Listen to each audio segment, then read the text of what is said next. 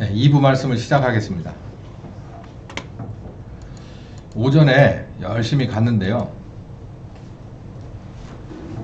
오전 말씀의 그 중간 결론은 그겁니다. 지금 복음의 판을 잘 읽어야 된다는 거예요. 하나님의 나라와 하나님의 뜻이 뭔지를 읽어내야 되는데 그게 창세기 3장 15절부터 똑바로 우리가 봐야 된다는 거죠. 그분의 뒤꿈치는 이렇게 잡혀있는 우리들 도저히 방법이 없는 거예요. 이게 지금 이 뱀이 머리로 물고 있는 걸 못 찾아서 이렇게 했다 오잖아요. 머리로 물고 있는데 잘못 건드리면 누가 죽냐면 뱀을 죽이려고 뱀의 머리통을 까버리면 그 입에 들어있는 우리가 죽는 거예요. 그렇기 때문에 예수님은 뭘 내놓을 수밖에 없었냐면 자기 뒤꿈치를 내놓을 수밖에 없었던 거예요. 여기를 더 깊게 파고 들어가면 야, 여기가 우리가 살 길은 이 안에 있구나 라는 것을 더 알겠지만 이게 전체적인 흐름을 오늘 공부하는 시간이니까, 그러니까 우리를 살리려고 이 뱀이 입은 하나니까 입에 물고 있던 걸 놓고 그리고서 예수님의 발꿈치를 물은 겁니다. 그러자 예수님께서 그냥 머리를 밟아버린 거예요. 그러니까 이게 물었다고 생각하고 한쪽 남은 발로 그냥 짓이겨 버린 거죠. 상처는 나셨지만 그렇지만 이 뱀의 이 아구지 속에 들어있던 우리를 구원해낸 겁니다. 그래서 뭐가 바뀌었냐면 판이 바뀌었다는 거예요. 판이. 우리가 물려있던 데서 뭐 했다는 거예요? 벗어났다는 거예요. 그러니까 죄에서 자유를 얻게 하면 그러잖아요. 보혈의 능력, 보혈의 능력. 그 찬송이 정말 딱 맞는 말씀이에요. 그 죄에서 자유를 얻게 하기 위해서 예수님이 십자가에 흘려 당신의 그 발꿈치를 내놔, 하나님의 발꿈치를 내놔서 십자가죠. 십자가에 흘린 걸로 인해서 우리가 노임을 얻었다는 거예요. 노임을. 그런 판이 바뀌었어요. 그래서 이제는 어떻게 할 거냐. 이 판을 바꿔버리고 나서 이제는 머리통을 다 깨부수고 다 이런 상황에 예수님께서 제자들을 다시 소집한 거예요. 이들이 배반하고 도망갔어도, 예수님을 팔고 도망갔어도, 이들이 뭘 할 줄 몰라서 방황하더라도 이들을 다시 수습을 해서 모아서 내가 올 때까지 기다려라. 내 성령님 보내준다 그랬지. 그분이 오셔서 너희를 침례를 주고, 그러니까 제자들이 잠깐만요. 예수님, 이렇게 하는 게 바로 우리 이스라엘을 회복시키려고 하는 거죠. 그러니까 아주 인간적으로 육체의 딱 그 시각으로 생각으로 벗어나지 못한 생각을 하는 거예요. 우리가 이렇게 속박 가운데 있습니다. 뭐가요? 우리 육체가. 그러니까 이 가운데서 우리를 구출해내시고자 이제 독립운동 하시겠다는 얘기죠? 이제 이렇게 말하는 거예요. 근데 그게 아니다. 그게 아니고 어쨌든 너희는 기다려. 성령 침례 받고 예루살렘에서 땅끝까지 내 증인이 되는 일을 하게 될 거야. 제자들은 절대 이해 못했어요. 그런데 순종했습니다. 순종하고 나서 이 작전을 실행하면서부터 이들은 깨닫기 시작해요. 그러니까 우리도 깨달아야 돼요. 우리도 교회잖아, 명색이. 교회니까 깨달아 알아야 돼요. 이게 이 교회라고 하는 것이, 아버지의 뜻대로 된 교회라고 하는 것이 아버지가 영광 받으시고 세상을 구원하는 최적의 방법이다 라고 하는 걸 깨달아야 되는 거예요. 그래서 이들의 처음 시작이 어떻게 되냐면, 방언을 이렇게 막 이 언어의 방언을 막 하니까 저 사람들이 미쳤나, 그리고 사람들이 꾸역꾸역 모여드니까 그 사람들을 향해서 베드로가 벌컥 일어나가지고 하는 소리예요. 니들이 하나님의 아들을 죽였다. 그렇게 얘기를 하는 거예요. 근데 이 말씀 속에 하나님의 그 아주 날카로운 비수가 같이 날아가서 사람들, 하나님의 선택된 사람들의 마음속에 꽂혔어요. 그러니까 이 사람들이 그 다음부터 무장 해제가 된 겁니다.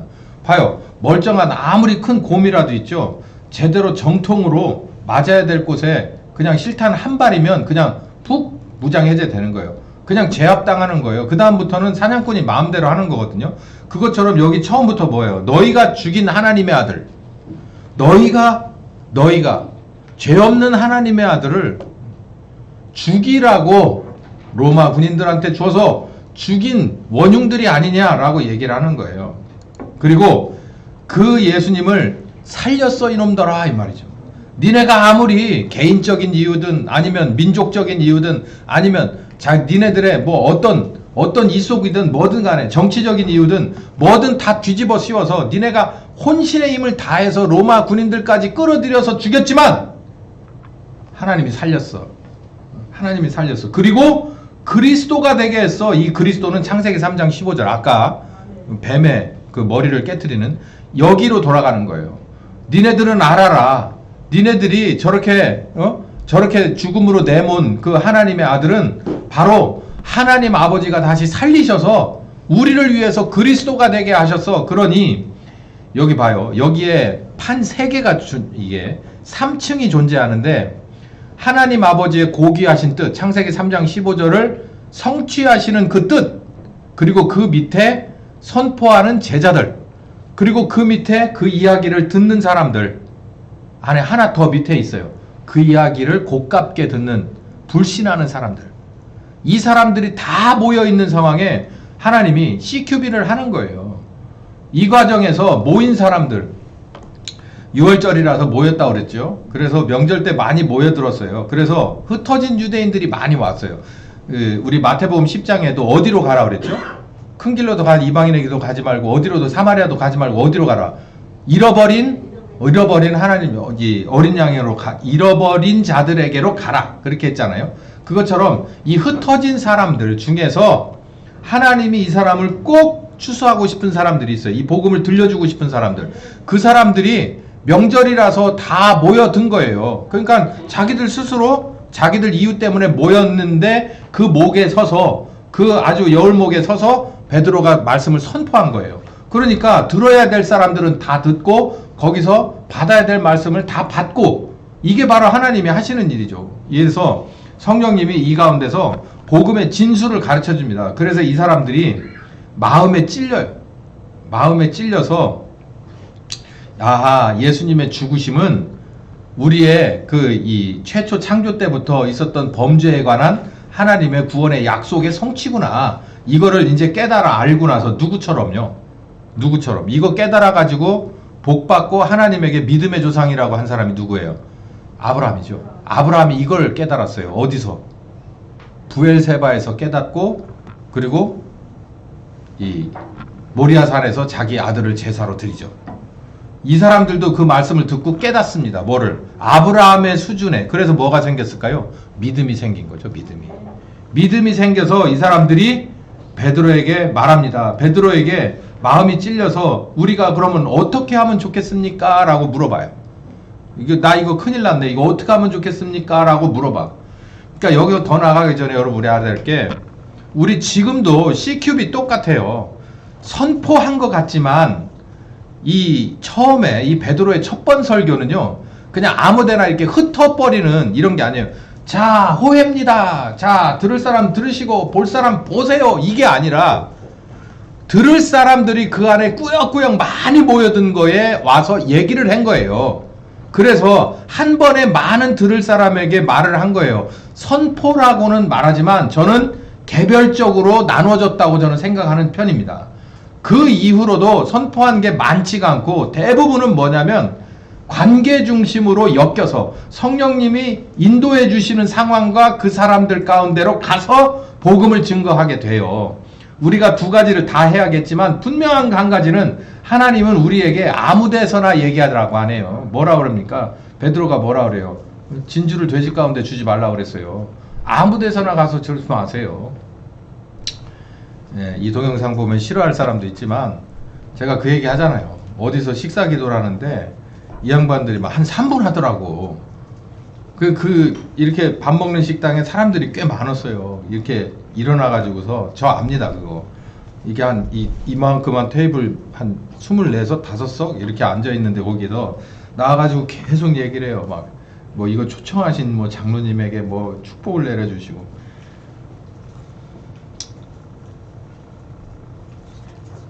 그 가운데 우리 집사님 한 분이 있었고 제 아내가 옆에 있었는데 나는 가만히 있는데 둘이 난리 났어. 우리 목사님이 왜 기도 안 하는지 알겠대. 식당에 와서. 다 목사들 개인 차겠지만 전 그래요. 그렇게 할 것까지는 없습니다.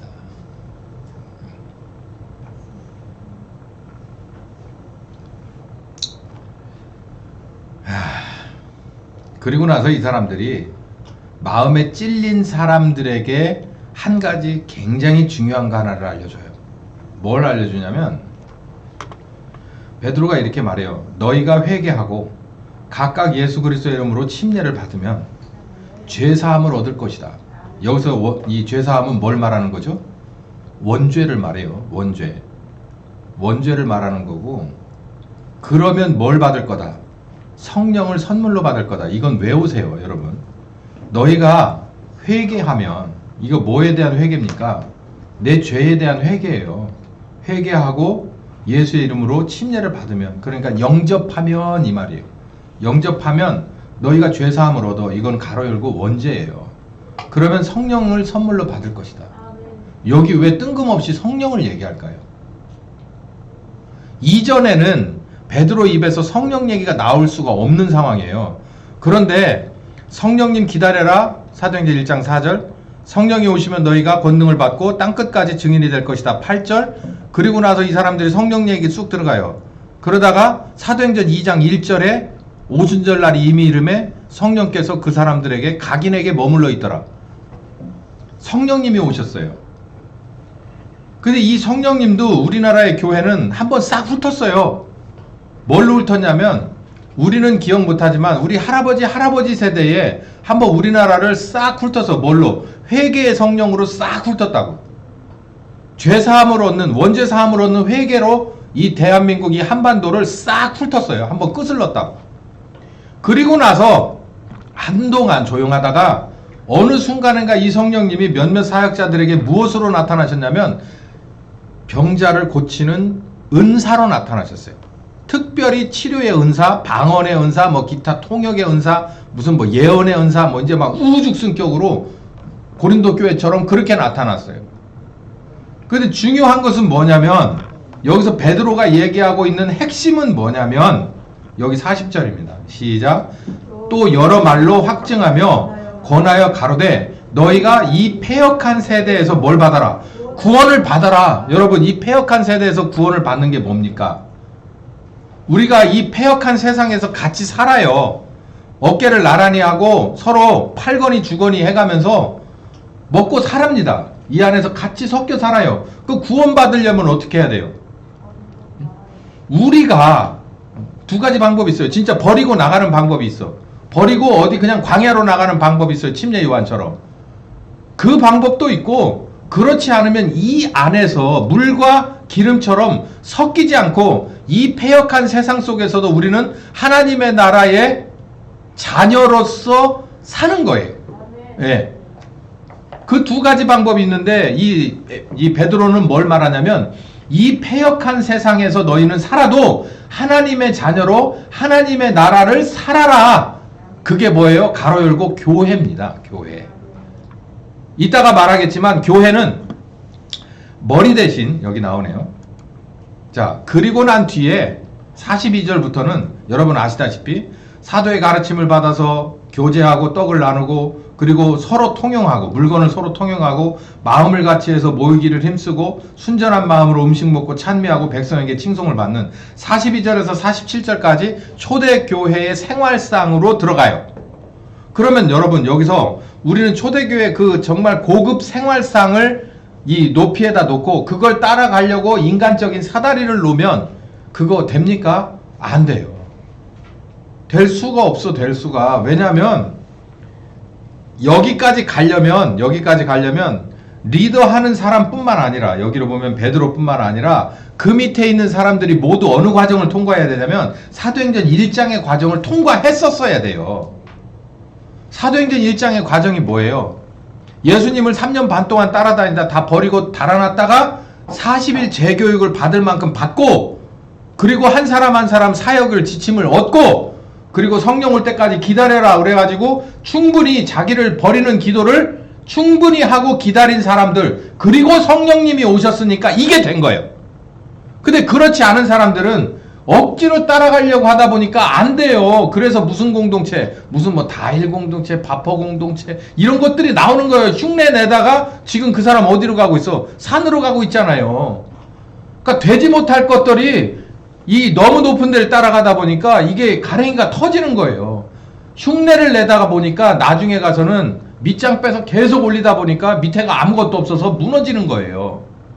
이들은 이 41절, 47절까지 이렇게 해낼 수 있었던 건 여기 보면 몇천 명이 들어오느냐면 침례를 받은 사람의 숫자가 3천이래요. 3천. 3천이면 120명이 기본 숫자잖아요. 사도까지 포함해서 예루살렘 교회가. 그럼 몇 대 몇입니까? 3천이면. 그냥 20명 그냥 딱 잘라내버리고 그러면 3대 1이에요. 3대 1. 3천? 아니네. 30대 1? 한 교인 하나가 최소한 27, 8명 정도를 돌봐야 되는 거예요. 25대 2. 예. 그런데 봐봐요. 이렇게 고급스러운 이 정말 말하기도 너무나 진짜 찬란한 이런 교회를 완벽하게 꾸려가는데 3,000명이 한 번에 들어왔는데 120명이 이걸 다 커버를 해. 일사불란하게 커버를 해. 그렇게 된 이유가 뭘까요? 이 120명이 빛과 소금으로 완벽하게 변했기 때문이에요. 그러니까 30명 정도 케어하는 건 아무것도 아닌 거예요. 그러니까 여러분 우리 교회가 작다 생각하지 않아요. 문제는 우리 교회에서 쓸만한 알곡이 몇 개가 나오느냐가 중요한 거예요. 여기 보면 30대 1이잖아요. 30대 1.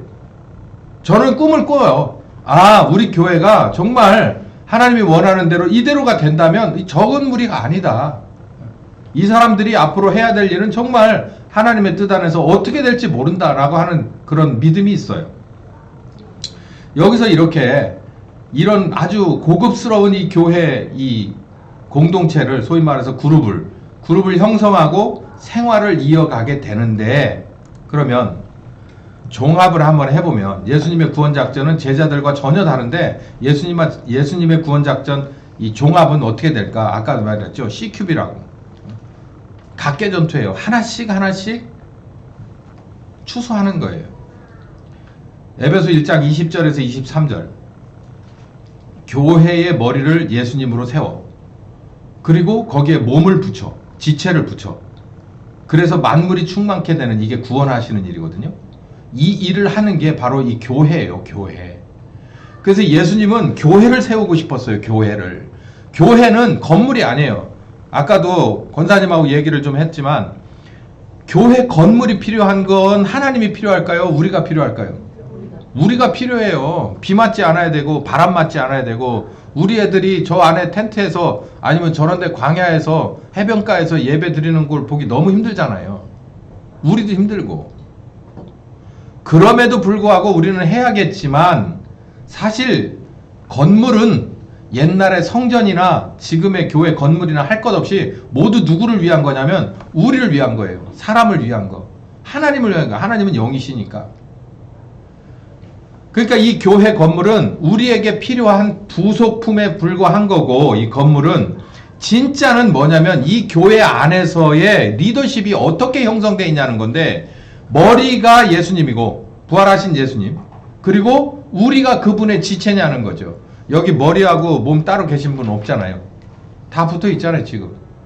그리고 제대로 운동하잖아요.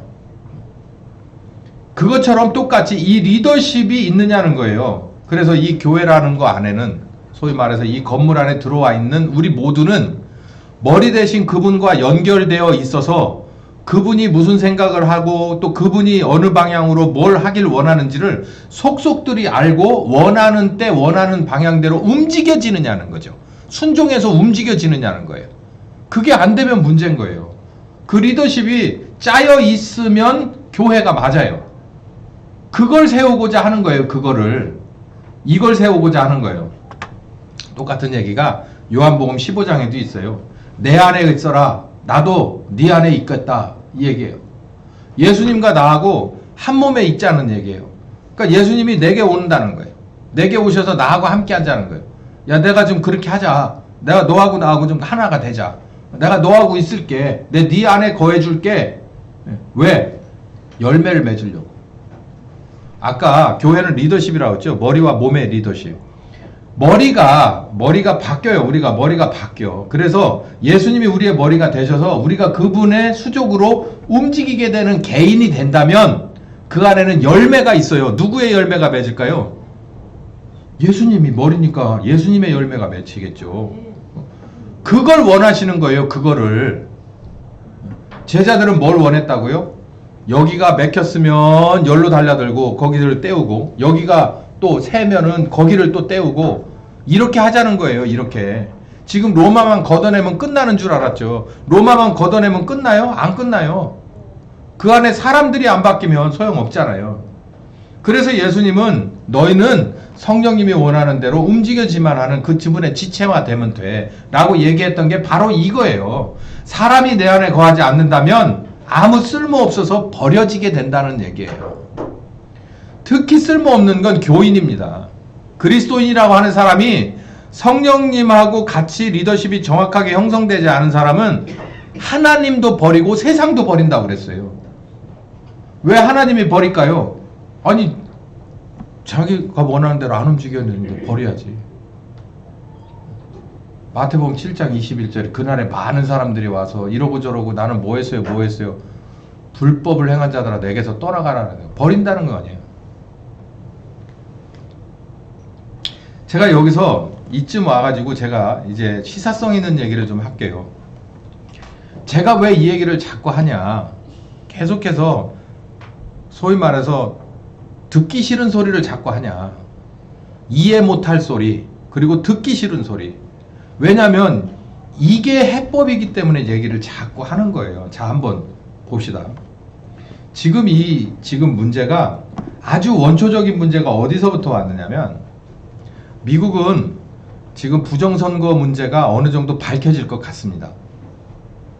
많은 사람들이 그렇게 평론을 하는데 저도 동의하는 게 뭐냐면, 미국의 이 선거 제도는, 우리나라는 선관위원장이 누가 되냐면 법원 판사가 돼요. 그렇기 때문에 판사가 이거를 누구 편을 드느냐에 따라서 이제 뭐 예를 들어 부정선거가 있습니다 라고 하면 판사가 그러면 부정선거가 있다고 얘기하는 원고 측의 편을 들고 피고 측의 편을 들면 안 되거든요. 그래야 재판이 되잖아요. 근데 우리나라는 선관위원장이 누가 되냐면 판사들이 돼요. 그러니까 판사가 영장을 발부를 안 하는 거예요. 영장을 발부하더라도 이거는 자기네들이 감출 수 있는 범위 안에서, 그러니까 클리어하지 않다는 얘기지. 근데 미국은 법원이 선관위하고 독립이 돼 있어요. 독립이. 그렇기 때문에 판사들이 자기네들에게 올라온 영장의 근거를 봤을 때, 지금 조지아에 있는 풀턴 카운티에 들어갔잖아요. FBI가 그냥 하여간 높은 사람들까지 들어가서 뭐 한 200박스 실어 왔대요. 뭐 쓸 데 있는 거든 없는 거든 한 200박스를 전부 실어 왔다는데, 이제 그 안에서 뭔가를 하게끔 들어가게끔, 우리나라 같으면 못 들어가잖아. 그래서 그거 들어가려고 하다 지금 자기가 깜빵에 들어가 있는 양반 있죠. 사형 선고받고 사형 구형받고. 그 윤석열 대통령 아니에요. 하도 영장을 안 내주니까 자기가 계엄을 선포해가지고 들어가서 들여다본 거 아니에요. 그랬다고 죽이겠다고 막 저렇게 깜빵에 집어쳐놓고 마누라 집어쳐놓고 한 게 지금 우리나라 현실이잖아.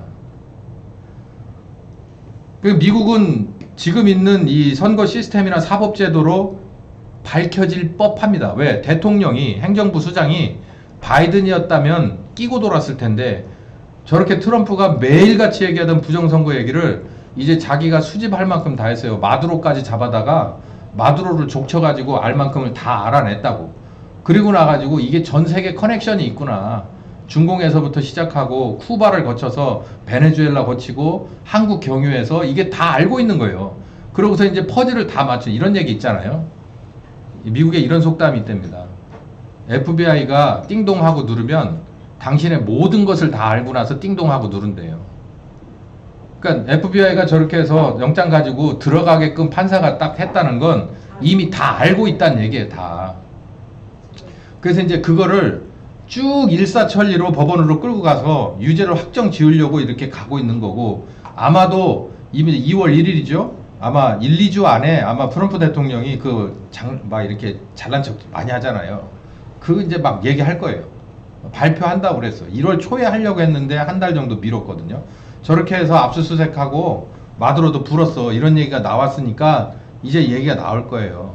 자, 이제 뭔 얘기를 하려고 하냐면, 그럼 우리나라는 이런 시스템 안에서 전혀 이게 해법이 없어 보이잖아요.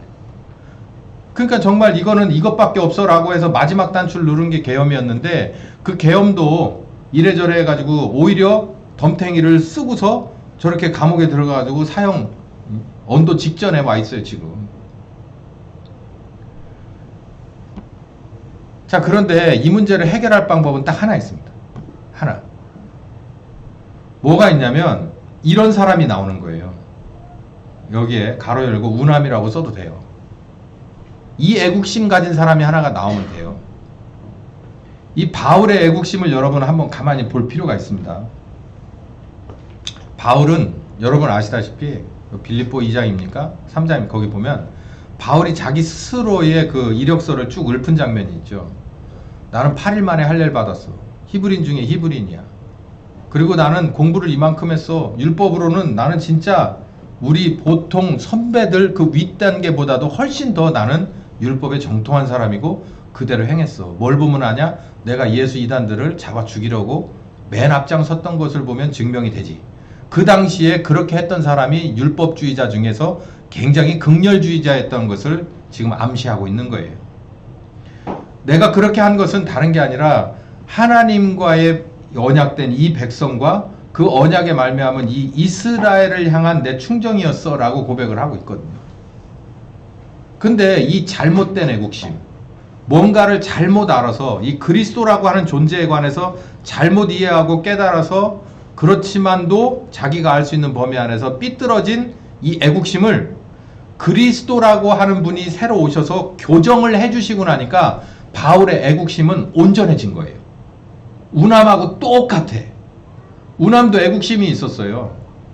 조선이라고 하는 나라가 왕족인데 이 찌그러진 왕족이라서 아무런 권세도 없고 자기가 정말 과걸급제를 하려고 열심히 공부를 해서 우남은 정말 똑똑한 사람이잖아요. 뭐 그분이 미국 가서 뭐 공부한 걸 빼더라도 우리나라 안에서도 그분이 이 영어 사전을 편찬하신 최초의 분이에요. 정말 대단한 분 아니에요. 그 선교사들이 들어와서 못한 걸 이분이 다 하시다가 결국은 저렇게 정치로 나가신 분인데 이 바울이 예수님이 직통으로 내려가서 이 바울을 뜯어고치기 시작을 하자 이제 바울의 잘못됐던 점과 그 회개로 그리고 나서 한 3년 정도 복음의 진수를 아라비아에서 배우고 난 다음에 이 사람이 자기네 나라를 향한 열정이 어떤지가 나오냐면 로마에 보낸 편지 11장에 나와요. 이 언저리를 쭉 읽어보시면은 10장, 11장을 읽어보면 바울의 애끓는 애국심이, 올바른 애국심이 여기 나옵니다. 그거에서 제가 두 절만 이렇게 따로 뗐거든요. 한번 읽어봅시다. 시작. 그러므로 내가 말하노니 하나님이 자기 백성을 버리셨는지, 여기 자기 백성은 유대인입니다. 그럴 수 없느니라. 나도 이스라엘인이고 아브라함의 씨에서 난 자요 베냐민 지파다. 여러분 이 얘기가 얼마나 가슴 저린 얘기냐면요. 우남은 한국을 저주하고 싶었을 거예요. 내가 이렇게 사랑했는데 결국은 나를 감옥에 집어넣어서 이 손을 다 오른손을 다 으스러뜨려 놓고 정말 사형을 언도해가지고 이렇게까지 이렇게 했으니 정말 나는 미워하고 싶다라고 얘기해도 누구도 얘기할 자 없어요. 정말 저주한다 해도 누구도 그럴 자. 근데 이 나라를 사랑한 거예요. 저는 참 제가 그 정도 수준을 못 따라가는 게 뭐냐면 이 바울이나 우남이나 내가 이러 했음에도 불구하고 이 바울이 로마서를 쓸 때는 어떤 때냐면 바울을 죽여버리지 않으면 내가 밥을 먹지 않겠어라고 작정한 그 일종의 그 테러리스트들이 엄선된 테러리스트들이 항상 바울을 쫓아다녔어요. 쫓아다니면서 어떻게든지 바울을 암살하겠다. 많은 사람이 있는 데든지 아니면 없는 데든지 상관없이 다니면서 나는 꼭 처치하고야 말겠어 라고 생각한 사람들이 늘 따라다니면서 때로는 배후에서 조정을 하고 때로는 직접 타격을 해서 이 바울은 여러 차례 죽을 고비를 넘겼어요. 그러니까 이렇게도 생각할 수 있잖아요. 야, 그때 당시 이스라엘은 이미 로마의 어느 한 부스러기가 돼 있는데 자기는 로마 시민권자잖아요. 바울은 로마 시민권자잖아요. 나면서부터 받은 사람. 그러니까 이렇게 생각할 수도 있잖아요. 야, 내가 로마 시민인데 내가 태생이 그쪽 계열이라고 하더라도 요즘으로 말하면 한국계 미국인인 거지. 그런데 그냥 버리고 싶을 수도 있잖아요. 왜 자꾸 나를 못 살게 구냐? 야, 내가 이 국적도 다른데 니네 나 자꾸 쫓아다니고 그러지 마라. 이렇게 해서 자기가 그 사람들을 항변하고 대적해버릴 수도 있었다고. 근데 여기 뭐래요? 나는 로마 시민권자야. 이렇게 얘기하잖아요. 이스라엘인이요. 나는 아브라함의 씨야. 나는 베냐민 지파 사람이요. 라고 얘기를 해요. 로마의 편지를 쓰면서 이렇게 자기의 정체성을 분명하게 밝히는 거예요. 이 바울의 애국심이 저는 참 부럽습니다. 얼마나 부러운지 몰라요. 이 우남의 애국심도 여기서 나왔어요. 이러니까 크게 쓰는 그릇이었구나 라고 하는 생각을 해요. 이게 바로 사랑입니다. 사랑. 25절 또 봅시다. 시작. 형제들아 너희가 스스로 지혜 있다함을 면키 위해서 이 비밀을 너희에게 모르기를 내가 원치 않으니 이 비밀이란 건 이방인의 충만한 수가 들어오기까지 이스라엘의 덜어는 완악하게 된 것이여 라고 얘기를 해요. 여러분 콤파스 써보셨어요? 콤파스에 한쪽은 이렇게 빼쪽한 면이에요. 이게 지지하는 데죠. 기준이 딱 되는데. 그리고 나서 한쪽은 이렇게 연필심이나 뭘 놓습니다. 그러고 난 다음에 내가 꼭 그려야 될 중심에다가 이게 심을 딱 꽂고 그리고 나서 이렇게 돌려요. 그러면 시작되는 부분이 있죠. 시작되는 부분이 뭐가 됩니까? 맨 마무리되는 부분이 되는 거예요. 그러니까 이스라엘도 마찬가지예요. 이스라엘도 복음이 시작됐죠. 예수님이 어느 족속으로 오셨어요? 유대인 중에서 유다 지파로 오셨죠. 그리고 바울도 그렇게 얘기하는 거예요. 나는 이스라엘인이야. 복음을 전하는 최선봉에 서 있는, 정말 이 당시에는 정말 하나님이 오른손처럼 썼던 바울이 뭐라고 하냐면 나는 이스라엘인이야 라고 얘기해요. 근데 그 당시에 이스라엘이 예수님을 그리스도로 영접했어요? 절대 안 했죠. 영접한 사람들을 죽이려고 했었죠. 그렇다고 해서 이 나라를 미워하지 않아요. 그러면서 많은 이방인들이 이렇게 말하는 사람들이 있었나 봐요. 선생님 어떻게, 선생님이 태어났다는, 그리고 그리스도가 오셨다는 그 유대인들은 이렇게 물어봤겠죠. 왜 안 받아들입니까 복음을? 지금도 그렇게 말하는 사람들이 있을 수 있을걸요. 근데 바울이 뭐라고 그러냐면 내가 이스라엘이고 아브라함의 씨고 베냐민 지파인데 그래서 하는 말인데 니네가 모르는 게 하나 있어. 콤파스 원리를 설명을 하는 거예요. 여기서 시작해서 맨 마지막까지라는 거예요. 이 시작은 여기서 했지만 맨 마지막까지 기다리다가 맨 마지막에 완성되는 게 이스라엘이야. 그러니까 시작이 이스라엘이었고 마지막이 이스라엘이야. 이 얘기를 하고 있는 거예요. 이 얘기를 얘기할 때 바울의 중심은 뜨거운 거예요. 그래서 자기는 시작하는 사람이라서 이스라엘에서 태어난 베냐민 지파로서 복음을 먼저 받은 자로서 늘 복음을 전하면서 자기에게는 여기 이제 이 10장 11장 읽어보면 마음의 숙제가 있다는 거예요. 그게 어디냐면 자기네 민족이라는 거지. 자기네 민족, 내가 복음을 전하러 이방인으로 돌아다니다가 자기네 민족을 돌아보니 정말 답답하고 한심한 마음이 늘 자기의 기도가 가려진다는 거예요. 이 마음이 무겁다는 거예요. 그 얘기를 바울이 직접 합니다. 그러면서 뭐라고 말하냐면 이렇게 된 이스라엘의 뒤죽박죽된 상황을 니네가 교만해서 우습게 보지 마라. 하나님이 절대 그냥 놔두지는 않고 여기가 시작점이고 마무리 지점이기 때문에 너희들을 위해서 기회가 열린 거요. 지금은 너희들을 향한 때인 거야 라고 얘기를 해줘요. 그리고 맨 마지막에 마무리를 지을 때 이스라엘로 복음은 다시 들어가게 될 거다. 이 얘기를 하고 있습니다. 그러면서 바울은 그 동족의 핍박을 다 무릅쓰고 이방인들을 품으러 다녔어요.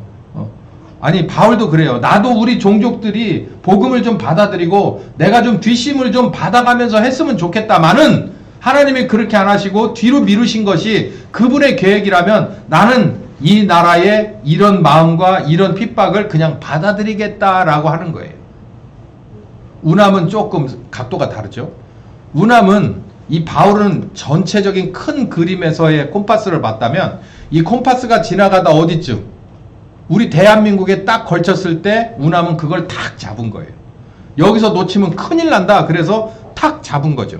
성령께서 평양과 원산에 그런 아주 뜨거움을 주시고 회개를 주셨을 때 이제 연합군의 손을 들어서 일제를 다 물러뜨렸을 때 지금 나서서 이 한반도에 자유민주주의라고 하는 토양을 깔지 않으면, 이 기초를 놓지 않으면 복음이 세워지지를 않을 거다. 교회가 세워지지를 않을 거다. 여기에 목숨을 거는 것이 지금 내 사명이고 이게 하나님이 나에게 원하시는 바고 엄청 중요한 일이라는 걸 알고 전심전력을 해서 다 한 거예요. 다른 사람 같으면 뒷방 늙은이 할 나이에 대한민국 초대 대통령이 됐습니다. 예, 초대 대통령이 됐어요. 그거 안 하시고 그냥 저 미국에 계시든지 한국에 계셔서도 고고하게 사실 수 있어요.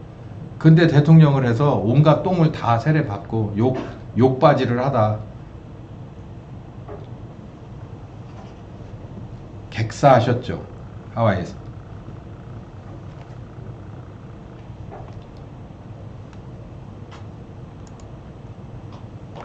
제가 하나 더 아까 제가 말씀하다 좀 끊긴 게 있는데, 그러면 우리나라의 이 선거 이 제도 자체가 불합리한 이 상황을 해결하는 방법도 이 복음에 있어요. 뭐냐면 우남이 하나님의 집중 조명을 받았어요. 왜냐하면 하나님이 봤을 때 우남이 움직여서 이렇게 대한민국에 토대를 놓을 수 있겠구나라고 하는 것을 이 여울목을 딱 알고 있었기 때문에 여기에 쓸만한 하나님의 사역자를 구하는 것처럼 이 대한민국이 이게 상식적으로는 이 문제를 해결할 수 없을 때 생각했을 때 하나님은 방법이 없을까요? 있습니다. 있으면 이 방법을 누굴 통해서 펼칠까라고 하는 것도 하나님은 찾고 있지 않을까요? 그럼 찾고 있으면 그 사람이 어떤 사람이어야 하나님의 선택함을 받고 그대로 쓰임을 받을까요? 라고 했을 때 이 복음을 제대로 아는 사람이어야 된다는 거예요. 이 복음을 제대로 아는 사람. 그 아는 사람이 하나 있다 칩시다. 제2의 우남 같은 분이 있다고 쳐요. 그러면 하나님이 그 사람을 꼭 필요한 그 여울목에 배치를 합니다. 배치를 해요. 하나님이 그 사람에게 지혜도 주고 지식도 주고 상황이 그 사람이 올라갈 수밖에 없게끔 만들어요. 그래서 아주 결정적인 순간이 됐을 때 거기서 빛을 발하게 하고 소금으로 녹게 만들면, 우남이 그랬잖아요. 사실 따지고 보니 우리가 빛과 소금으로 다 전부 가 임명을 받은 상태예요. 부르실 때. 그랬을 적에 우리 모두에게는 어디다 세워야겠다는 하나님의 계획이 있을 거라는 거죠. 저 위치에 세우자, 저 위치에 세우자, 쟤는 저 위치에 세우자, 안 되겠다, 얘는 바다 건너 어디다 세우자라고 하는 게 다 있을 거예요. 우리가 그대로 제대로 그 빛과 소금으로 쓸만한 사람으로 기름까지 꽉꽉 채워서 심지까지 새 걸로 바꿔서 준비가 됐다면 거기에 보내는 건 하나님의 계획과 방법이죠. 그 오묘한 방법으로 우리를 보냈다면, 거기에서 우리가 쓰여졌다면, 빛으로 쓰여졌다면, 소금으로 쓰여졌다면 이 나라의 교회가 제대로 된 소금 공장이 되고 제대로 된 빛의 공장이 되었다면 우리가 여기까지 올 일은 없었다는 거죠. 그러니 어디서부터 문제가 있었느냐?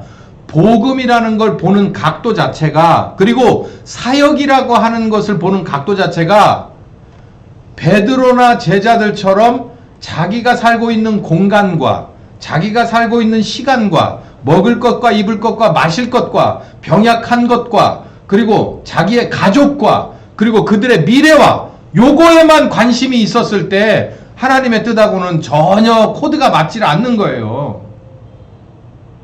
내가 여기서 아픈 사람이었는데, 내가 여기서 병에서 고침받고, 내가 가난한 사람이었는데 여기서 돈 벌고, 여기서 내가 결혼도 못했는데 결혼하고, 자식도 없었는데 자식도 낳고, 그리고 자식 키우면서 얘네들이 이제 자식 잘 되는 꼴 보려고 하고, 얘네들한테 물려줄 재산이 있어야 되고, 뭐가 있어야 되고, 뭐가 있어야 되고, 이 자식놈이 또 나가서 손주를 놓으면 그 손주한테다 모든 걸 집중하고, 언제까지 그럴 때 하나님의 뜻은 어떻게, 누가, 어떤 코미디언이 그러잖아요. 소는 누가 키우냐고. 하나님의 뜻은 누가 이루냐고. 그러려고 하질 않아. 왜냐하면 대한민국의 교회는 그걸 가르치지 않았거든. 대한민국의 교회는 그냥 교회 안에서, 가정 안에서만 가르쳤어요. 그러니까 네가 건강하고, 네가 영적인 축복 받고, 네가 건강한 축복 받고, 네가 돈 축복 받고, 네가 가정의 축복 받고, 그걸 원했어요. 근데 여러분, 그렇게도 감싸고 돌았던 사람의 경제권이나 사람의 가정의 화목권이나 그리고 건강권이 지금 잘 지켜졌습니까? 다 무너지지 않았어요? 아니 IMF 때 못 봤어요? 그냥 한 번에 다 그냥 모래 위에 성처럼 다 날아가는 거 못 봤어요? 그냥 직장을 잃어버리니까 가족도 깨지더라고. 왜 직장을 잃는데 가족이 깨져? 오히려 더 단합해야 되는 거 아닌가? 근데 가족이 깨져요. 애들은 다 길거리로 나앉고. 그거 이상하네. 어렵고 힘들 때도록 더 끼고 돌아야 되는 거 아니요? 우리는 뭔가 잘못된 하나님을 믿은 거죠. 잘못된 하나님을 가르친 거예요. 우리가 할 일이 그거예요. 이어받을 거 이어받고 고칠 거 고쳐줘야 돼. 뭐를 이어받을까? 회개하고 복음 믿고 거듭난 바로 이 상태를 이어받아야 돼. 우리는 다시 여기서 처음부터 회개하라 가르칠 필요 없습니다. 그리고 복음 믿어라라고 가르칠 필요 없어요. 대한민국의 교회는 이미 성령께서 1900년대 초반부터 지금까지 순교의 피를 받을 만큼 받아서 그 효과를 내줬거든요. 그게 뭐냐면 회개운동입니다. 회개운동, 복음을 믿는 거. 복음 모르는 사람들이 어디 있어요 지금. 다 알아요. 예수가 죄인을 위해서 십자가에 죽었다라는 걸 모르는 사람이 어디 있어요. 그러니까 쉽게 말하면 교회라고 하는 껍데기, 그리고 그냥 껍데기 신자들은 늘 패하다는 거야. 늘 패하다는 거. 오죽이나 멍청하고 오죽이나 정말 답답하게 굴면 신천지가 빼가고 물어가고 신천지라고 하는 이리떼가 들어와가지고 막 물어가고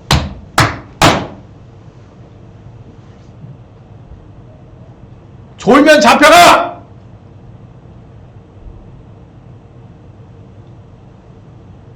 신천지라고 하는 이리떼가 들어오고 통일교라고 하는 게 들어오고 기타 등등이 다 들어와서 물어가도 될 만큼 늘패안이 널린 게 교인이요. 정신 차리게 가르쳤어야지. 잘 듣고 분별하게 가르쳤어야지. 하나님이 무서운지를 가르쳤어야지. 그러지 못했기 때문에 이리 뺏기고 저리 뺏기고 지금 정부가 나서서 무슨 신천지를 제어해 주길 바래. 이런 말도 안 되는 짓을. 딴 거 필요 없어요. 회개하고 복음 믿고 거듭난 사람들은 겁나게 많아요. 겁나게 많은데 거기서 진행이 안 된 사람들, 거기 우리가 이어받아야 돼. 거길 이어받아야지. 뭐 진짜 뭐 쌤삥이들 데려다가 뭐 할 생각 하지 마세요. 그거 저는 아니라고 봐요. 이 사람들을 이어받아서 베드로가 뭐라고 말해요? 회개하고 복음을 믿으면 뭘 선물로 받을 것이다? 성령을 선물로 받을 것이다. 여길 풀어내야 돼. 여기를. 성령을 선물로 받을 것이다. 여러분, 성령님, 그러니까 삼위 하나님이죠. 아버지 하나님, 아들 하나님, 무슨 하나님? 성령 하나님. 하나님이에요. 하나님. 여러분, 하나님이라고 그러니까 하나님. 이 사람들이 이게 영이신 하나님이면 엄청나게 높아 보이는 데 있죠. 몸을 입으신 하나님 하니까 또 이제 조금 낮춰봅니다. 그러다 성령님, 그냥 우리나라 단어로 성령님 하면 그냥 영이신 하나님이 한 70%, 그 다음에 이 몸을 입으신 하나님은 한 25%, 성령님은 한 5% 이렇게 되는 것 같아. 근데 이 세 분이 모두 하나님이세요. 하나님. 그러니까 모두가 100이에요. 100. 아버지 하나님도 100, 아들 하나님도 100, 성령 하나님도 100인데 지금은 실질적으로 누구의 시대예요? 성령 하나님의 시대예요. 그러니까 그분이 100%의 플러스가 되는 거예요. 3 플러스가 된 그분의 때예요. 그분의 때. 그 성령을 선물로 받는다는 건 이게요, 두렵고 떨림이 있어야 됩니다. 우리 지금 대한민국의 교회와 신자들은 두렵고 떨지를 않아. 하나님이 따라다닌다는 거를 사람들이 의식을 안 해. 어떻게 그렇게 기사를 쓸 수가 있고, 어떻게 그렇게 판결을 할 수가 있고, 어떻게 그렇게 설교를 할 수가 있냐는 거지. 하나님이 무섭지 않고 두렵지 않느냐는 거예요. 여러분, 성령을 선물로 받는다는 게 어떻게 보면 참 기쁘고 감사한 일이지만 어떻게 보면 나쁜 짓 하려고 할 때 하나님이 내게 따라다닌다는 건데 모를 줄 알아? 이걸 가르쳐줘야 된다는 거야. 이거를. 네가 그 지위에서 똑바로, 네가 그 지위에 있는 것은 오늘날 바로 이때를 위함이 아니냐. 누가 가르쳤습니까? 모르드게가 에스더를 깨우쳤어요. 잠자는 에스더를. 우리도 해야 될 일이 그 일이에요. 우리가 그 정도의 높이에 있으면 우리 일을 감당해야겠지만 우리가 못한다면 여러분에게 붙여지는 사람이 그렇게 할 수 있을 만한 사람이 있다면 분명히 가르쳐줘야 되는 거예요. 하나님이 너와 함께 하시는데 너를 감시하시는데 네가 그런 마음을 품고 그런 말을 하고 그런 행동을 해서 네가 붙여지 못할 것이다. 감추어진 것이 하나도 드러나지 않을 것이 없을 것이다. 제가 그러잖아요. 우남 이승만 대통령의 오해와 이런 것들은 이미 그 오해를 퍼뜨렸던 사람들, 김대중, 김영삼, 뭐 지금 있는 저 정치권에 있는 사람들 앞으로 길어도 10년에서 50년 사이면 다 죽습니다. 그러면 하나님 앞에 가면 더 이상 속일 수 없는 일이에요. 그러니까 그 짓을 왜 하냐고. 왜? 우리 예수 믿는 사람, 안 믿는 사람들은 믿는다고 거짓말 친 사람들은 하게 내려두고 우리 예수 믿는 사람들은 그때를 대비하면서 살아야 되지 않겠어요? 이건 아주 기본 ABC 아니에요. 구원의 ABC. 뻔히 나올 거짓말을 하나님 앞에 가면 다 백일하에 드러난다고 그랬어요. 다 고백한다고 그랬다고. 그 행위록이 있는데 안 나올래 안 나올 수가 없는 거예요. 여기서 다 털고 가야 돼. 잘못한 거 회개해야 되고 바로 잡아놓고 가야 돼. 하나님 앞에 바로 서야 되고 세상 앞에 바로 세워놓고 그리고 가도 염치가 없어서 머리를 못 쳐들 건데 여기서 도대체 얼마나 어떻게 무엇을 누리고 살아나고. IMF보다 훨씬 더한 게 옵니다. 이미 왔어요. 도대체 뭘 얻고 싶은 겁니까? 뭘 얼마나 더 가지려고? 아니, 예수를 기업으로 얻었는데, 천국의 초청장을 받았는데, 우리가 더 뭘 원해야 되겠습니까? 뭐를? 애들에게 뭘 물려줄 거예요? 뭘 물려주면 애들이 좋다고 할까요? 이 패역한 세대에서 구원받으시길 예수 이름으로 축원합니다. 구원받을 방법을 생각하세요. 성령을 선물로 주셨으니까 그 성령님하고 상의를 해보세요. 하나님이 내게 계신다는 거예요. 임마누엘이에요. 임마누엘. 처녀가 잉태하여 아들을 낳으리니 그 이름을 뭐라 할 것이다? 임마누엘이라 할 것이다. 하나님이 우리와 함께 계신다는 거예요. 고쳐야 돼. 뭘 고치냐면 성령께서 거듭나게 하신 그 성령운동이 지나고 나서 지금까지 우리는 어떻게 교회를 왜곡시켜 왔냐면 머리 대신 성령 하나님 앞에 제대로 순종하지 않은 목사였고 제대로 순종하지 않는 교인이었던 것은 뭐였냐면 교회라고 하는 것의 목적을 지향점을 어디에 두었냐면 성장에 두었어요. 아까 말씀드렸죠. 개인의 현실 축복. 처음에 이걸로 오는 거 저 압니다. 아픈 사람이 교회 오고요. 뭔가 진짜 관계나 여러 가지가 얽히고 설킨 사람이 교회 오는 건 맞아요. 그게 아버지 이름의 침례 과정인 거 압니다. 잘 오셨습니다. 그러나 거기서 머물러 있으면 안 돼요. 왜요? 이게 머물러 있으면 안 되는 이유가 뭐냐면 내가 아파서 왔잖아요. 아파서 왔어. 내가 이 돈 때문에 와서 뭐 해서 그 문제를 하나님이 해결해 줍니다. 아버지 이름의 침례에서. 그리고 나서 아들을 믿어라. 그리고 아들로 이렇게 보내주는데 아들로 넘어가야 되지 않고 계속해서 그 자리에 머물게 되면 있죠. 또 아픕니다. 그 문제가 또 와요. 돈 문제가 또 옵니다. 거기서 벗어나지 않았기 때문이지. 패역한 세대에서 뭘 받아라? 구원을 받으라는 거예요. 구원을 받아라. 근데 그걸 안 하고 그 자리에 계속 머물러서 느긋하고 있다가 또다시 병의 문제가 생기거나 돈의 문제가 생기거나 자식 문제가 인간적으로 생기면 그때 또 불현듯 와가지고 기도원 다니고 막 목사님 따라 상담받고 또 거기서 또 그 질질해요. 그 여기서 계속해서 우리는 1900년대 초반부터 우리나라 제가 기억하는 한 여기서 교회들이 지금도 맴돌고 있다가 지금 어디로 갈 줄을 모르고 있어요. 방향을 잃었어. 개인의 현실 축복, 교회의 양적 성장, 이건 두 개가 같이 직접 연결된 거예요. 안과 박인데 이건 그러니까 목사들이 이거를 이 카드를 만지작이 아니라 이거를 가장 맨 먼저 앞에다가 내놓을 수밖에 없는 거예요. 니네도 축복받고 교회도 축복받고 나도 축복받고. 근데 진짜 축복 못 받으시고 이게 얻을 게 없는 분은 누구예요? 하나님이 얻을 게 없어. 하나님이 깔아놓은 판인데 니들끼리는 잘 먹고 잘 있으면서 하나님은 얻을 게 없는 거예요. 우린 이렇게 계속 왔어. 이걸 잘못해서 가르쳐줘야 돼요. 처음에 들어올 때는 개인적 현실의 문제로 들어오더라도 그 다음에는 내 죄 문제부터 그리고 아버지 하나님의 문제로 이렇게 계속해서 성장해 나가는 교회가 돼야 됩니다. 오염된 빛과 소금의 직분. 사회복지하고 혼돈하는 경우가 많아요. 우리나라 사회복지 이제는 전 세계적으로 어디 가도 떨어지지 않아요. 이 정도면 너무 한 것 같아. 너무 나갔어. 우리는 좀 이게 절제가 안 되잖아. 우리나라는 그냥 갔다 하면 끝까지 가니까 가서 여기가 아닌가 보다 대가리가 깨져야 그 다음에 다시 뒤로 막 오는데 우리는 너무 나간 것 같아. 너무 제가 보면 야 이거는 속도도 너무 빠르고 너무 저기다. 그러니까 이제는 이제 주객이 전도가 됐어요. 근데 거기에 교회까지 합세를 해. 교회가 이 사회복지 어느 일부분에 이렇게 교회라고 하는 것에 직능이 들어간다는 건 제가 인정을 해요. 인정을 하는데 그 지향점이 되면 안 돼요.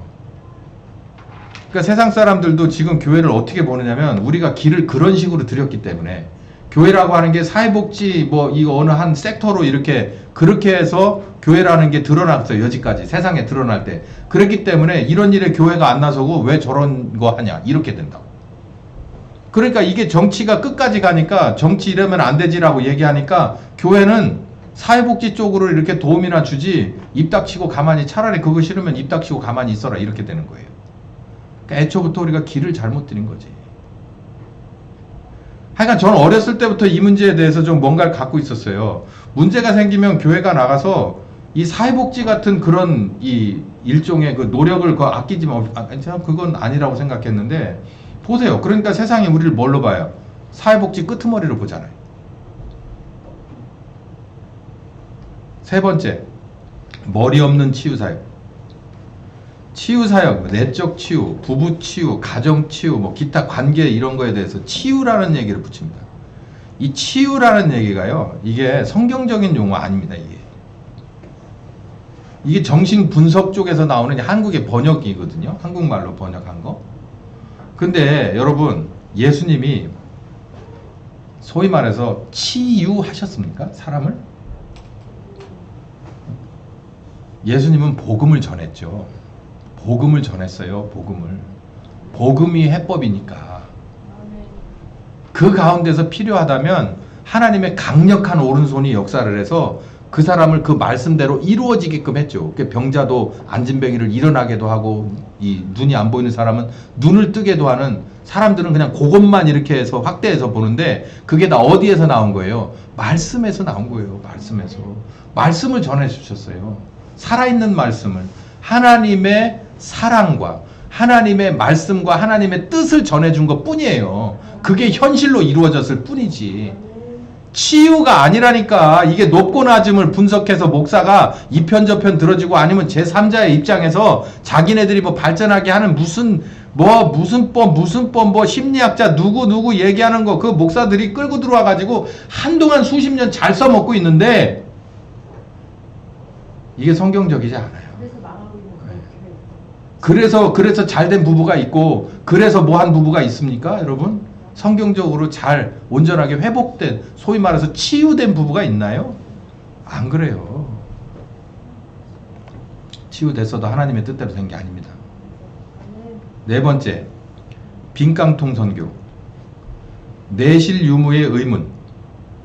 이건 뭐냐면은 우리나라가 한때 선교, 뭐 지금도 그래요. 전 그래 생각합니다. 하나님은 선교사가 필요하기도 해요. 지금도. 선교사가 필요하기도 한데 아까 제가 말씀드렸다시피 손이 많아서 일이 되는 건 아니에요. 네? 손이 많다고 이 교회에서 일을 해보면 손이 많다고 이게 내가 원하는 만큼 진도가 쑥쑥쑥 빠지는 거 아니에요. 오히려 손이 많은데 능숙하지 못한 손이 많으면 그 뒤치다거리를 해야 될 일이 오히려 더 크게 늘어날 수도 있어. 그러니까 하나님은 손이 필요해요. 해외 선교, 국내 선교 뭐 어디든 해야 될 손이 필요한데 그냥 무조건 그냥 대낮다나 많이 손만 있어서 좋은 게 아니고 하나님이 원하는 사람의 오른손, 왼손이 필요하다고요. 그러면 충분히 해내요. 왜냐하면 오병이어가 한 게 아니잖아요. 소년의 도시락이 한 게 아니잖아. 소년의 도시락은 시작에 불과했고 그 소년의 도시락을 하나님의 손이, 아들 하나님의 손이 번쩍 들고 아버지 하나님 앞에 외쳤을 때 거기서 기적이 일어났잖아요. 하나님이 원하는 손은 진짜 아들 하나님이 원하는 뜻대로 된 오른손을 원하고 그분이 원하는 왼손을 원하는 거예요. 한번 고민해 봐야 될 일입니다. 5번째, 영적 중성화, 수술 강요. 이건 이렇게 표현할 수밖에 없었어요. 제가 이걸 좀 순화를 할 생각을 많이 해봤는데 이게 답이 없어요. 영적으로 중성화 수술. 여러분 개나 고양이를 키워보셨어요? 중성화 수술 필수예요. 그거 안 하면 자기가 오래 데리고 살 수가 없거든요. 아주 참 문제가 많이 됩니다. 뭐 숙회는 숙회대로, 암캐는 암캐대로 다 문제가 있어요. 중성화 수술을 거의 다 해요. 근데 이게 우리가 영적으로도 중성화 수술을 한다? 지금 대한민국의 교회가 거의 다 받았어요. 이걸. 그래서 영적으로 가장이 가장답지 않고 그리고 부가장이 부가장답지 않아. 목사가 목사답지 않고 성도가 성도답지 않아. 이거 왜 중성화 수술해요? 기르는 사람이 필요에 의해서 하는 거예요. 우리는 누가 길러요? 우리를 기르시는 분은 누구예요? 우리는 양이고 목자가 누구예요? 머리, 우리 교회 머리가 누구예요? 예수님이 우리 중성화 수술하라고 안 해요. 달란트대로 확실한 엄지가 되길 원하고 아주 확실한 약지가 되길 원하는 거예요. 근데 왜 사람이 거기다 대고 중성화 수술을 합니까? 영적으로. 왜 그걸 강요를 해요? 그래서 할 말도 못하게 하고 판단도 흐리게 합니까? 중성화 수술을 하면요, 이 암놈이 암놈인 걸 몰라요. 순놈이 순놈인 걸 모르고. 그러니까 자기가 원하는 대로 되는 거예요. 순놈이 너무 세면 안 되니까 순놈을 조금 약화시키고 암놈이 뭘 하니까 좀 약화시켜가지고 자기가 원하는 대로 편리를 따라서 만든 거예요. 그게 우리를 하나님이 그렇게 만들기 원하지 않잖아요. 누가 그랬어요? 우리는 그 세상에 그 어떤 것 앞에도 무릎을 꿇지 않는다. 누구 앞에만 꿇는다는 거예요. 하나님 앞에만 무릎을 꿇는다는 거예요. 우리는 누구의 말도 듣지 않는다. 우리는 누구의 말만 듣는다? 성경 말만 듣는다는 얘기예요. 분별력이 상실된 대한민국의 교회, 눈과 귀는 퇴화될 대로 퇴화돼서 봐요. 눈과 귀가 퇴화되다 없어지면 지렁이처럼 됩니다. 지렁이는 뭘로만 움직여요? 그냥 감각대로 움직여요. 가다가 막히면 가다가 허리가 뚝 잘리잖아요. 삽으로 이렇게 하다 보면 뚝 잘려. 뚝 잘리면 잘렸나 보다 그러고 막 땅으로 파고 들어가서 그게 또 치료가 된대요. 그게 또 그렇게 또 살아간대. 이거 대한민국의 교회 같지 않습니까? 이 정치하는 사람이 나와서 이렇게 하겠다고 이 우리의 허리를 뚝 잘라놓는 소리를 해도 사람들이 아이고 막 땅속으로 막 파고 들어가가지고 거기서 막 아파하다가 또 다들 하는 소리가, 그런 사람들이 다 하는 소리가 뭐예요? 이 또한 지나가리라. 그래놓고 또 지나가면 또 지나가는가 보다 그러고 또 나와가지고 또 그냥 그러고 있어요. 비대한 몸집. 대한민국의 교회는 너무 커. 너무 커. 그냥 한마디로 너무 커. 너무 크고 많아. 이게 진짜 가장적인데요. 입만 사는 겁쟁이. 이건 진짜 뭐라고 말을 해야 될까요? 믿음은 말이 적은 거예요. 그리고 뭘로 증명을 해야 돼요? 행동으로 증명을 하는 거예요. 여러분, 우리 젊은 부부들 잘 들으세요. 생일이라고 제발 좀 울고 먹고 막 그러지 마. 나 지난주에 계속 해가지고, 뭐, 우리 집사람 생일, 뭐, 우리 처형 생일, 뭐 해가지고, 이리 끌고 다니고, 저리 끌고 다니고, 막, 이거 먹어야 된다고, 저거 먹어야 된다고. 내가, 이제 좀 그만 좀 울고 먹어라. 생일 좀 어지간히 챙겨. 이런 재미 없으면 뭘로 살아? 뭐, 할 수도 있어요. 여러분들 가정도 비슷하죠? 예. 좀 더 나가면 뭐, 그때마다 뭐 선물 안 사주면 막 입 내놓고 막 한 3개월 정도 가고. 애들한테 막 그 여파가 가고 뭐 이러지는 않는지 모르겠는데, 저는 이렇게 말하고 싶어요.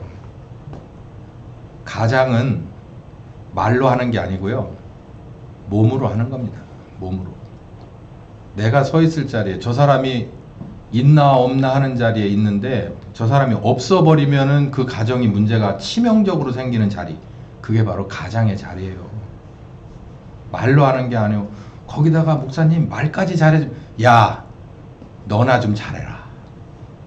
거기까지 말까지 좀 잘해주면 너도 좀 빈자리를 찾아봐. 그리스도인은 바로 그거예요.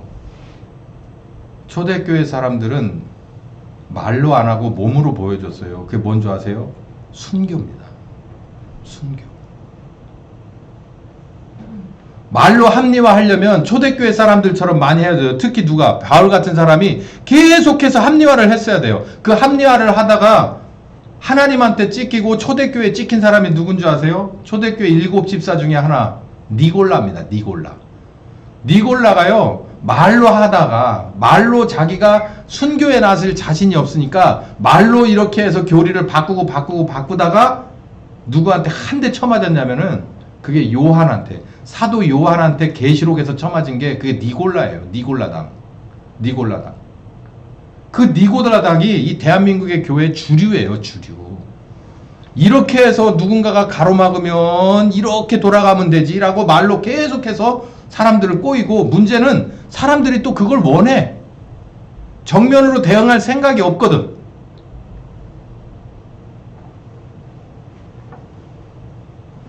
이어받을 건 이어받읍시다. 이 대한민국 교회는 성령께서 시작한 교회니까 이어받을 건 충분히 이어받아야 돼요.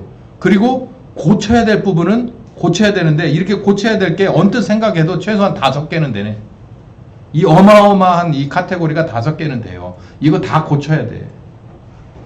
이거 고치기 전에는 대한민국의 미래는 없습니다. 반대로 이걸 고치려고 나가면 그날부터 하나님의 뜻대로 되는 걸 믿으시기 바랍니다. 그럼 보장이 되는 거예요. 하나님이 보장되는 거예요. 방법은 성령 충만으로 고쳐주는 겁니다. 성령 충만. 이제는 아셨죠? 이 성령 충만이라는 게 뭔지. 성령님이 머리 되고 우리가 지체되는 그 리더십이 완벽하게 서버리는 거예요. 우리 교회라도, 나라도, 우리 집이라도 그렇게 되면요, 그 다음부터는 하나님의 비전이 그냥 일파만파 퍼져나가는 거예요.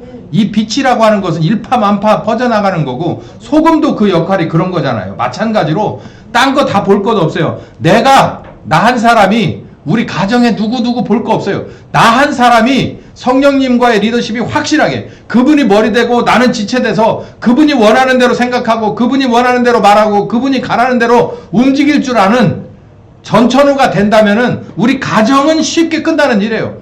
그리고 우리 교회도 끝나는 일이고, 우리 교회가 끝나면 바로 이 사도행전 2장에 귀한 축복이 일어날 줄 믿습니다. 바로 이 4절에 그러잖아요. 오순절 날이 이미 이름에 저희가 다 성령 충만함을 받고 성령의 말하게 하심을 따라서 다른 방언으로 말하기 시작했다. 저는 이 날을 꿈꿔요. 저는 이 날을 이 하나 침례교회에 주실 거라고 저는 믿습니다.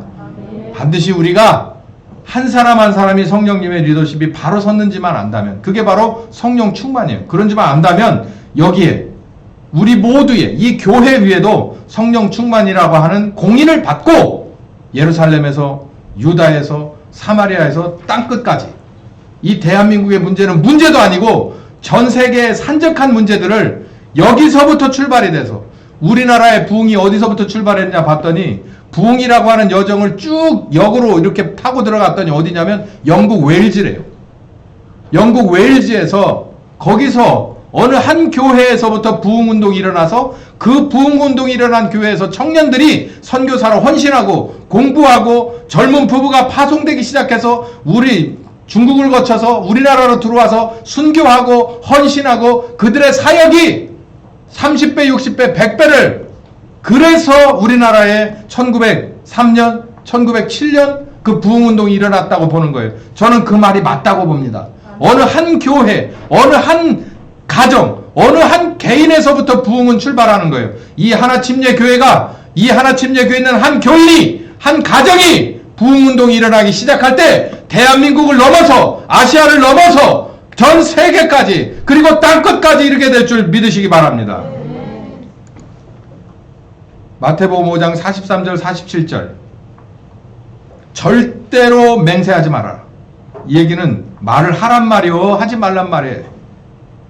이 말은 무슨 말이냐면 너는 머리카락 하나도 희게하거나 거물 수 없는 사람이기에 네 스스로 절대로 맹세하지는 말아라. 교만하지 말아라는 얘기예요. 너에게 있는 권한이 아니다. 너와 함께 하시는 성령님의 권한이지 네 권한이 아니기에 너는 해야 될 말을 충분히 하지만 하지 말아야 될 때서 네가 맹세하면 그 자체는 하나님은 너를 꺾어버리신다는 얘기예요. 반대로 너희는 그저 예할 것은 예하고 아니요 라고 할 것은 아니요 라고 해야 되는데 예라고 시키는 게 누구예요? 성령님이 시키겠죠. 아니요 라고 하는 것은 그 상황이겠죠. 이걸 제가 왜 인용을 했냐면 똑바로 말하라는 얘기예요. 우리는 세상에 나가서 똑바로 빛이 되고 똑바로 소금이 돼야 됩니다. 이 말씀은 성령께서 우리를 진리로서 다스리면서 리더십이 확립이 된 사람이 세상에 나갔을 때 거의 대부분이 우리에게 뭐가 오냐면 비진리가 점령에 들어오고 비진리가 도전에 들어와요. 그 상황에서 인정해 줄 수 있는 데까지를 분별해서 인정을 해주고 여기서부터는 분명히 비진리니까 안 된다라고 얘기하라는 거예요. 앞으로 얘네들이 진짜 작정을 하고 만약에 이 평등법 뭐 이거 통과를 시키게 되면 어떡할 겁니까 여러분? 누군가가 여러분을 함정을 파놓고 물어볼 수도 있어요.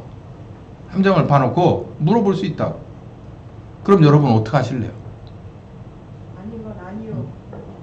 아닌 건 아니에요.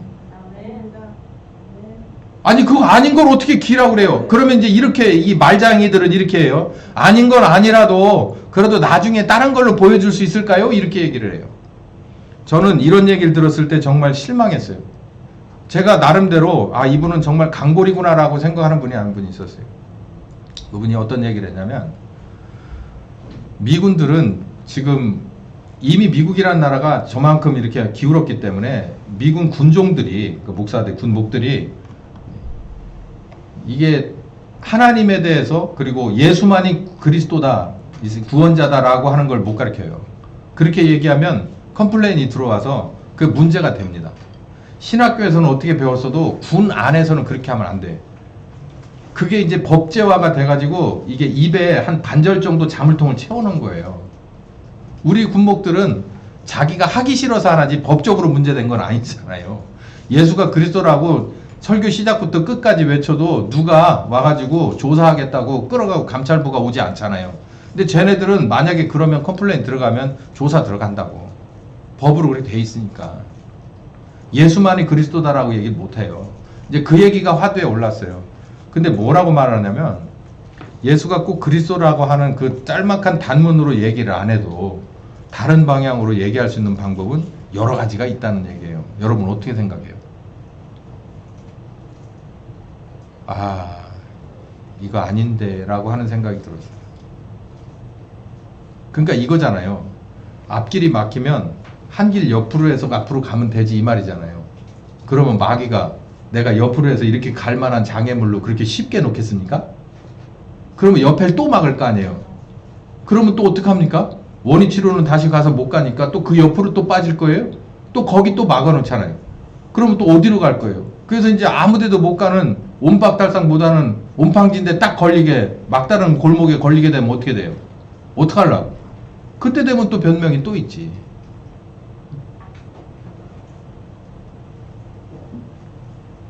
예 할 것은 예 하고 아니요 할 것은 아니요 하란 얘기예요. 이게 곧 세상 사람들 앞에서 뭐 하는 거예요? 예수님을 그리스도로 시인하는 거예요. 기도하겠습니다. 감사하신 하나님, 우리 개인적으로 봐도 주님 오실 날이 멀지 않았습니다. 언제인지 모릅니다. 도적같이 오신다고 했습니다. 준비하고 있지 않으면 정말 준비하지 못한 상태에서 도적을 당하는 것과 같은 그날의 난감함이 펼쳐진다는 말씀입니다. 세상이 어두워져서 이런 게 문제가 아니라 원래 우리는 이렇게 하루가 정말 짧다 하고 열심히 준비해야 될 사람들이었습니다.